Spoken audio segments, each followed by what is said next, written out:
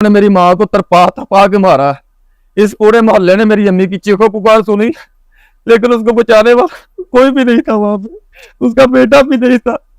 इन्होंने मेरी अम्मी को बड़ी अजियत दी है। अगर ये उसे पसंद करती थी ये भाग जाती, मुझे छोड़ के चली जाती, लेकिन मेरी अम्मी को ना कत्ल करती। अस्सलाम वालेकुम जी, मैं हूँ मारिया अली। आप देख रहे हैं मेरा चैनल। मेरे सिर्फ तुम्हारे बहनोई और तुम्हारे भाई के साथ नाजायज़ ताल्लुकात थे। मुझे तलाक दे देते, मुझे आज़ाद कर देते तो आज तुम्हारी माँ जिंदा होती। आप देखें कि जी किस तरह से नशे की गोलियां दी जाती थी। नशे की गोलियां भी बेटा इस दरिंदा सिर्फ औरत के कहने पे आके अपनी माँ को दिया करता था ताकि ये लोग गलीज हरकतें कर सके। सास को कत्ल करने वाली अनीला ने एतराफ़ जुर्म कर लिया है। एक ऐनक ने ये सारा का सारा जो है कत्ल पकड़वा दिया। कातिल जो है वो गिरफ्त में आ चुके हैं। अनीला के पेट में किसका बच्चा है, किस तरह से वो अपने बहनोई के साथ जो है ताल्लुकात इस्तवार करवाता था, जो कि इसका देवर है। फिर देवर जो है अपने साथ ताल्लुकात भी जोड़ता था। 8 माह की हामला खातून उस दिन जिस दिन कत्ल किया उस दिन भी ताल्लुकात इस्तवार कर रही थी अपने नंदोई के साथ, और उसके बाद उसने ताल्लुकात इस्तवार करने थे अपने देवर के साथ। ये किस तरह का गंदा गलीज खौफनाक किस्म का खेल उस घर में खेला जा रहा था। धमकियों के बावजूद अनीस बीबी का जो भाई है वो उसको बचाने क्यों ना आया। अपने भाई को सब कुछ बता दिया था उसने, एक एक चीज़ बता दी थी कि मेरे घर में कितना मकरू गंदा चल रहा है, गलाजत से भरपूर मेरा घर है, यहाँ पे सांस लेने को दिल नहीं करता।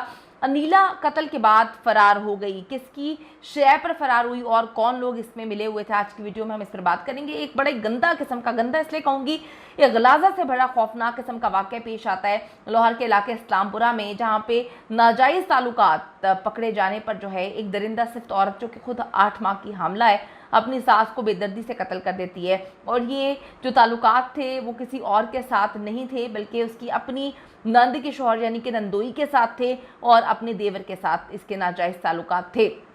ये ऐसी गलीज़ किस्म की औरत है कि इसने इतराफ़ जुर्म कर लिया है। इसको इतनी भी शर्म ना आई कि इसके पेट में जो है बच्चा है, बच्चे पे क्या असर पड़ रहा होगा, ये क्या गलाजत कर रही है, क्या गंदगी कर रही है। अनीला का कहना है कि कत्ल उसने करवाया ताकि दोनों घर बच जाएं और उसकी अयाशी का सिलसिला भी जारी रहे। उसको कौन सी ऐसी अयाशी की लत लगी हुई थी कि वो 8 महीने की प्रेग्नेंट थी तब भी वो इस गलाजत को मुसलसल जो है करने पर मसरूफ़ थी। अनीला ने यह भी एतराफ़ किया कि वो अपने भाई के ज़रिए नशे की दवाइयाँ जो है वो मंगवाया करती थी। ये मेडिसिन वो अपने देवर हमज़ा के ज़रिए अपनी सास को देती थी। देवर हमज़ा के साथ भी उसके नाजायज़ ताल्लुकात थे। इसके बाद अपने नंदोई उस्मान को घर बुलाती थी और उसके साथ जिस्मानी ताल्लुकात इस्तवार करती थी। ये कैसी हवस की मारी हुई औरत थी जिसको इतनी भी शर्म नहीं आई कि इसके पेट में बच्चा है और ये मुख्तलिफ़ आदमियों के साथ ताल्लुकात इस्तवार कर रही है। और उस घर में जहाँ पर और भी लोग रहते हैं किसी को कानो कान खबर ना हो सकी, उसके शोहर को ना पता चल सका कि उसकी बीवी कहाँ कहाँ मुंह मारती फिर रही है। और जैसे ही सास को पता चला तो इन्होंने किस तरह से खौफनाक अंदाज में उसको मार दिया।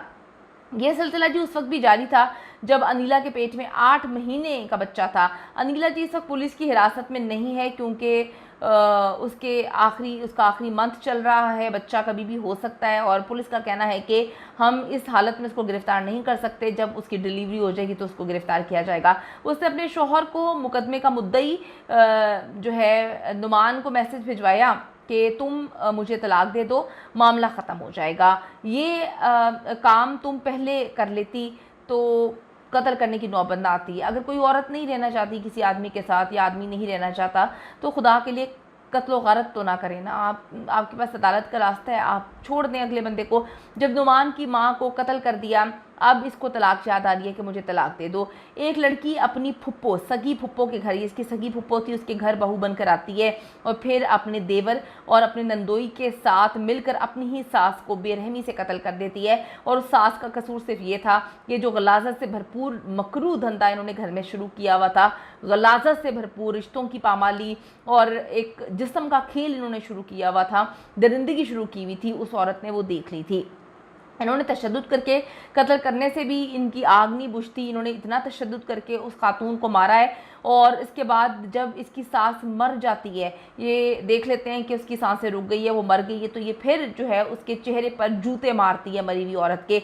कत्ल करने के बाद तीनों कातिल ड्रामा करते हैं कि आंटी बाथरूम में फिसल गई हैं, उसके बाद सर फटने से उनकी मौत वाक़ई हो चुकी है। कमरे में खून के निशानात और जो खून आलूद डंडे हैं जिससे इन्होंने उसको मारा है, जैसे ही मिलते हैं सास की कब्र कुशाई की जाती है और दोबारा से फिर पोस्टमार्टम किया जाता है और मौत के बारे में इल्म होता है कि जी ज़मीन पर गिरने से तो ये मौत नहीं हुई है, बल्कि डंडे मार मार के सर फाड़ा गया है और गला दबाने से इसको जो है इसकी मौत हुई है, यानी कि इसको कत्ल किया गया है। आप सब सोचें कि जब कब्र कुशाई के बारे में बात की जा रही थी, इनका बेटा कहता है कि सब मना कर रहे थे कि अब तो बड़े दिन हो गए, तुम्हारी माँ की हालत अंदर अच्छी नहीं होगी, लाश जो है वो गल सड़ गई होगी, लेकिन कहता है कि जब हमने कब्र कुशाई की तो उसकी लाश बिल्कुल वैसी थी जैसे हमने दफनाई थी। कुछ खूनी मनाजर साथ वाली जो पड़ोसन है उसने भी देखे हैं, वो वहाँ पे मौजूद थी। हमसाई ने जो है कुछ चीज़ें बताई हैं, सीसीटीवी में भी काफ़ी चीज़ें जो है निकल के सामने आई हैं। सुतेला बेटा हमज़ा जो है उसने अनीला और उस्मान की एक रिकॉर्डिंग भी पुलिस के हवाले की है, जिसमें वो अनीस बीबी के कत्ल की प्लानिंग कर रहे हैं। अब अनीस बीबी का कसूर क्या था?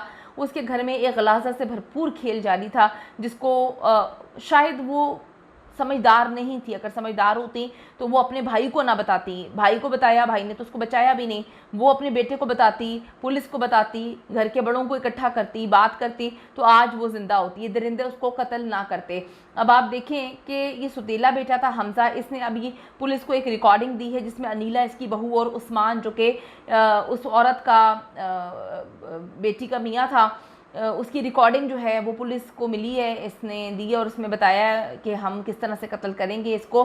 कत्ल की किस जो साजिशें इन्होंने की हैं, मुख्तलिफ़ टाइम से ये साजिशें कर रहे हैं और अनीला के घर वालों को भी इल्म था कि ये कत्ल करने वाले हैं। यानी कि अनीला ख़ुद भी दरिंदा सिफ्त वैशी औरत थी। वैशी इसलिए कहूँगी कि एक इतना आपको इतना लस्ट है, आपको इतनी भूख है, आपको डॉक्टर की ज़रूरत है, आपको हर हाल में एक अच्छे डॉक्टर की ज़रूरत थी। आप ये जो गंदगी फैला रही थी, पता नहीं किसका बच्चा है, शौहर के साथ ताल्लुकात, देवर के साथ नाजायज़ ताल्लुकात, नंदोई के साथ ताल्लुकात, इसके अलावा भी पता नहीं कितने मर्दों के साथ ताल्लुकात जो है वो होंगे। और वो शख्स अभी कहता है कि मेरा बच्चा भी होने वाला है।